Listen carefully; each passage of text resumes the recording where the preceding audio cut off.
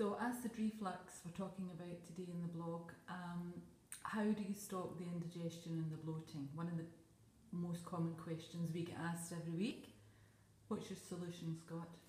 Stop eating the food that causes the problem. Most of the time it's the gut's inability to break down proteins, in particular gluten, lactose. And how many people do we hear now that have gluten intolerance, lactose intolerance and things like that, but gluten primarily?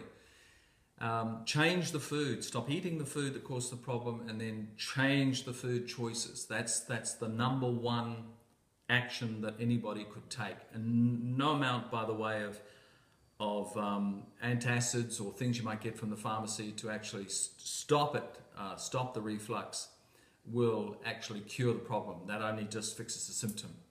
Okay, so you mentioned gluten there, and gluten's in just about everything. So a big concern, one of the reactions I see is that people are worried about, what am I going to eat? So the indigestion and the bloating and the reflux that's the body's alarm bell at work, isn't it? Absolutely. Bloating, indigestion, energy and lethargy issues, brain fog, arthritis and fibromyalgia type pains, and general malaise normally associated, and just allergic reactions including hypothyroidism and things like that, all associated with intolerances to food. So begin to make different food choices.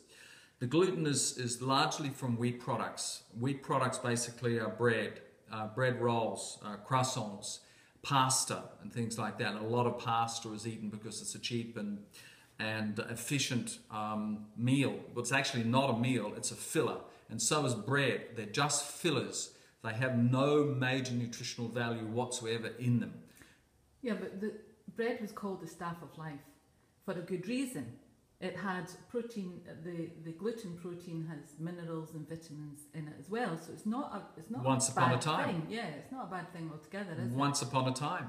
But it's in everything today. Absolutely. And the thing is that the wheat has become hybridized in order to increase the yields per hectare and by the agricultural sector. And consequently, what we've seen a bastardization of the once upon a time very good and highly productive protein source. And now, of course, it's degraded to the point where it's virtually of no value to the human body. And so most of these pre-paired meals, the boxed meals that we can pick up in the supermarket and stick in the microwave or put in the oven, these are full of gluten as well. Absolutely. Stabilizers and emollients and things like that are actually put in the food to preserve them and to provide thickeners and things like that, because gluten is very sticky. You've heard the old saying, it's all grist to the mill. Yeah. When the mill is working, the old mill, and they have millstones, the wheat used to stick to the millstone. That stickiness is the gluten. Now you see on the picture on the page we've got synthesized gluten, which is actually artificial. It's made to look like duck, which is quite horrible in its own context. But it's a spongy, glutinous mass of nothingness, which will cause more harm than good. So do we need to cut out gluten altogether? Right now, yes. Give the stomach a break. Give the gut function a break. Right now, cut it out. A lot of people also have issues with dairy products and meat products and things like that. But the gluten, cut it out and see what happens.